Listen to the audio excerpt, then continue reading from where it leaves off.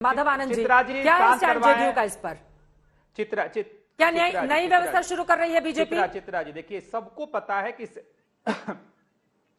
चित्रा जी देखिए, हम सबको पता है कि सेना में धर्म जाति के आधार पे बहाली नहीं होती है, कोई आरक्षण का प्रावधान नहीं है। लेकिन जाति सर्टिफिकेट मांगना और धर्म सर्टिफिकेट मांगना, ये दो चीज ऐसा है जो कहीं ना कहीं, मैं नहीं कह रहा हूं, मैं बीजेपी को कटघरे में नहीं खड़ा कर रहा हूं, लेकिन सुन लीजिए, एक भ्रम की स्थिति पैदा होती है कि आखिर क्यों मांगा जा रहा है। अब आपने कहा कि तो जिसको जानकारी नहीं होगी, भ्रम की स्थिति वही पैदा करेगा ना माधव आनंद जी। स्पष्टीकरण आप सुन लीजिए ना चित्रा जी आप सुन लीजिए ना प्लीज। जब आपने सबको मौका दिया, सबसे अंतिम बारी मेरी, तो मेरी बात भी सुन लीजिए। मैंने पहले ही कहा कि ये कोई धर्म जाति के आधार पर सेना, धर्म और जाति के आधार पर सेना में बहाली नहीं होती है, लेकिन जाति सर्टिफिकेट मांगना, धर्म का सर्टिफिकेट मांगना, कहीं ना कहीं लोगों में भ्रम की स्थिति पैदा होती है। और मैं कटघरे में बीजेपी को नहीं खड़ा कर रहा हूं। अगर सिस्टम में कहीं कोई कमियां हैं, जो बच्चे या जो स्टूडेंट या जो लोग भी सेना में भर्ती के लिए, माधव आनंद जी आप सुनिए ना, अब सभी लोगों को मैंने यहाँ भाषण देने के लिए तो बुलाया नहीं है।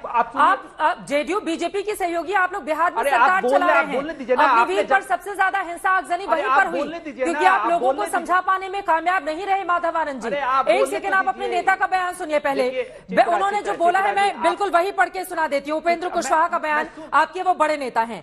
सेना की बहाली में जाति प्रमाण पत्र की क्या जरूरत है जब इसमें आरक्षण का कोई प्रावधान ही नहीं है? संबंधित विभाग के अधिकारी स्पष्टीकरण दे। राजनाथ सिंह को संबोधित करते हुए उनकी ओर से ये बातें कही गई हैं। क्या ये स्थिति है इस पर आप लोगों की? अब मैं जवाब क्या जेडीयू भी भ्रम में है? अब मैं जवाब दे दूं ना चित्रा जी, आपने क्वेश्चन, चित्रा जी केवल आज का सवाल भ्रम नहीं है, तो जवाब तो मैं ही दूंगा ना।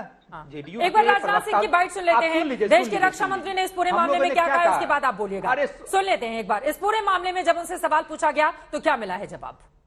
मैं ये स्पष्ट कर देना चाहता हूं कि यह पूरी तरह से अफवाह है। जो पहले व्यवस्था थी, हमारे आजादी के पहले से वही व्यवस्था अब तक भी चली आ रही है, उसमें कहीं पर कोई परिवर्तन नहीं हुआ।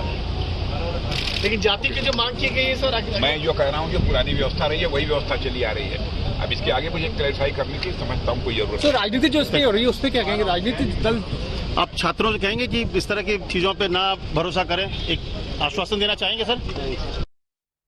माधव आनंद जी, देश के रक्षा मंत्री को संबोधित करते हुए सवाल पूछा गया था, जवाब मिल गया क्या आपको?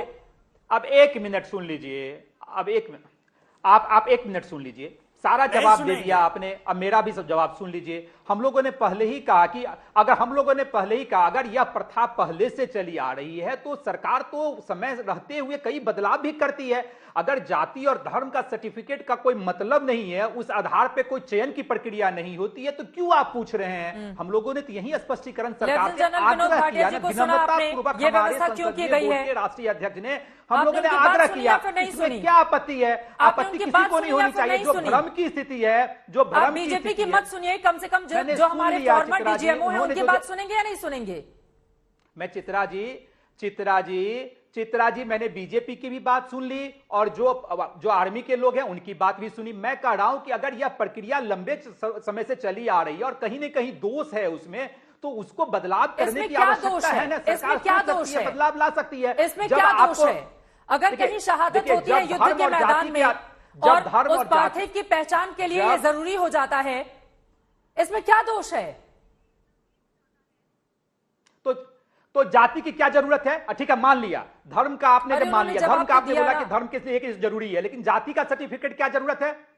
नहीं, जाति के क्या सर्टिफिकेट जरूरत है उसमें? अरे देखिए कुछ अखिलेश प्रताप सिंह जी, आजादी के पहले मैं शहजाद से सवाल का जवाब दूंगी, लेकिन अखिलेश जी आप लोग इतने सालों तक रहे, क्यों नहीं बदलती व्यवस्था? आजादी के समय से ही चली आ रही है। सबसे ज्यादा तो आपका शासन रहा है। आग्रह किया है कि अखिलेश जी स्पष्टीकरण दे, जो लोगों में भ्रम फैल रहा है उस भ्रम को सरकार दूर करने का काम करे। तो कौन सा अपराध हम लोगों ने कर लिया? आदरणीय उपेंद्र कुशवाहा जी ने तो यही कहा, बड़ी विनम्रता पूर्वक। कैसी सरकार चलाते हैं सर आप लोग बिहार में? मतलब जेडीयू भ्रम में रहती है, बीजेपी भ्रम दूर नहीं कर पाती है। बिहार की जनता का भ्रम इसीलिए दूर नहीं हुआ, इसीलिए सबसे ज्यादा आगजनी हुई। सर कम से कम आपस के जो मतभेद है ना, उसको दूर कीजिए बीजेपी और जेडीयू, ताकि एक स्पष्टता रहे यहां पर किसी भी मुद्दे पर। अखिलेश जी, आपसे यह सवाल था। चित्रा जी देखिए, फौज कैसे रिक्रूटमेंट करती है उस पर कभी किसी ने हस्तक्षेप नहीं किया। आज सरकार नई स्कीम लेके आई है, इस कारण से एक बदल दी ना प्रक्रिया को, इसलिए लोग अपने अपने हिसाब से बात कर रहे हैं। अब जो कर रहा है उसका जवाब वो देंगे। लेकिन जो ये बात हो रही है कि आपने अभी एक जिक्र किया कि एक रिटायर्ड फौजी की बात मानिए, जो हमारे साथ बैठे हुए हैं भाटिया साहब, ठीक है, उनकी बात माननी चाहिए। इसी तरह से सरकार को भी रिटायर्ड फौजियों की बात माननी चाहिए। सीडीएस ने क्या रिकमेंड किया था सेना की भर्ती, सेनाओं में किस तरह से एज और बढ़ा दी जाए रिटायरमेंट की, और हमारे सीडीएस के एक्सीडेंट के बाद अभी तक सीडीएस पोस्ट खाली है। क्यों? ये बड़े गंभीर विषय है। सेना में इतने उच्च पद हमारा अभी खाली है, क्यों नहीं रख पा रहे हैं? क्या कारण है? और जहां तक रही बात इस देश का नेतृत्व करने वाले हमारे जो मुखिया साहब हैं, वो चीन शब्द पिछले जब से चीन ने गलवान में घुसपैठ किया है नहीं बोले होंगे, चीन शब्द का प्रयोग भी नहीं किए होंगे, उस पर कभी बोलते भी नहीं है। और पूरे दुनिया को पता है, पूरे दुनिया ने ये बात मानी भी है, कही भी है, भारत को आगाह भी किया है कि चीन की नीयतें ठीक नहीं है, बॉर्डर पे वो इंक्रोचमेंट रोज करता जा रहा है। और मैं चाह रही थी कि कंफ्यूजन की स्थिति पैदा नहीं हो, इसलिए उसी टॉपिक पर रहेंगे। तो इस चीन पे भी हम लोग समय समय पर डिबेट करते रहते हैं। अभी जिस मुद्दे पर हैं उसी पर रहते हुए राघव चड्ढा जी अपनी बात कह लीजिए, फिर एक साथ मैं आपसे जवाब ले लूंगी। शहजाद राघव चड्ढा जी, कम से कम इस बात को तो आप मानेंगे ना, गलत ट्वीट करके कम से कम एक राज्यसभा सांसद को या फिर आम आदमी पार्टी को गंभीरता का परिचय देना चाहिए संवेदनशील मुद्दों पर। हमने बीते दिनों किस तरह की स्थिति अग्निवीर पर देखी थी। अगर इस तरह के ट्वीट होंगे, वो लोगों तक पहुंचेंगे, तो क्या भ्रम की स्थिति नहीं पैदा होगी इस देश के भीतर? अब थोड़ा सा समय दीजिएगा चित्रा जी, मैं बड़ी देर से सुन रहा हूं सबकी बात। देखिए, पहली चीज तो ये है कि अग्निवीर की जहां तक बात है और इस जाति प्रमाण पत्र मांगने की बात है, अगर एक भ्रम की स्थिति उत्पन्न हुई है चित्रा जी, तो इस भ्रम की स्थिति को दूर करने की जिम्मेदारी केंद्र सरकार की है। हो सकता है केंद्र सरकार ने आज तक कोई अन्य चैनलों को ये भ्रम की स्थिति दूर करने के लिए सारे प्रमाण पत्र दे दिए हों, लेकिन देश की जनता के सामने नहीं लिखेगा। और देश की जनता के मन में ये क्यों सवाल आया, ये इसका बेडरॉक इशू जो आप कहें मेन मुद्दा है, वो ये है कि अगर पहले भी जाति प्रमाण पत्र मांगा जाता था और आज भी मांगा जाता है, इसमें सबसे बड़ा अंतर यह है कि पहले 75% लोगों को निकाला नहीं जाता था। आज अगर आप 100 लोगों की भर्ती करते हैं तो 75% लोगों को निकाल देते हैं, छटनी करते हैं।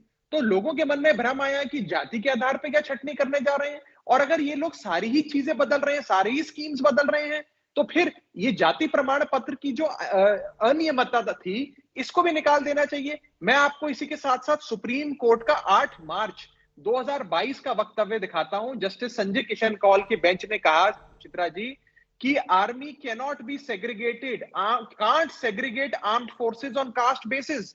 कोई सज्जन गए थे सुप्रीम कोर्ट यही कहते हुए कि इस केंद्र सरकार जाति प्रमाण पत्र मांग रही है अग्निवीर को लेकर। तो सुप्रीम कोर्ट ने कहा कि जाति के आधार पर सेना में कोई भर्तियां या किसी प्रकार की कोई छटनी या किसी प्रकार की कोई भेदभाव नहीं होना चाहिए। कोई मतलब ही नहीं है जाति प्रमाण पत्र का। धर्म की बात समझ में आती है, धर्म पे कोई सवाल नहीं है। राघव चड्ढा जी, इतिहास में इस बात का एक चीज और या फिर बीजेपी ने नहीं सर, ये बहुत संवेदनशील और सीरियस मुद्दा है। राघव चड्ढा जी, अगर बीजेपी ने ऐसा किया है तो वो गलत है क्या? सेना में धर्म या जाति के आधार पर छटनी हुई है, क्या किया है बीजेपी ने? एक आखिरी चीज कह रहा हूं, मैं बड़े दिनों बाद आपके शो पर आया हूं, बोलने दीजिए। देखिए, आज चाइना हमारा सबसे बड़ा दुश्मन बन के खड़ा है।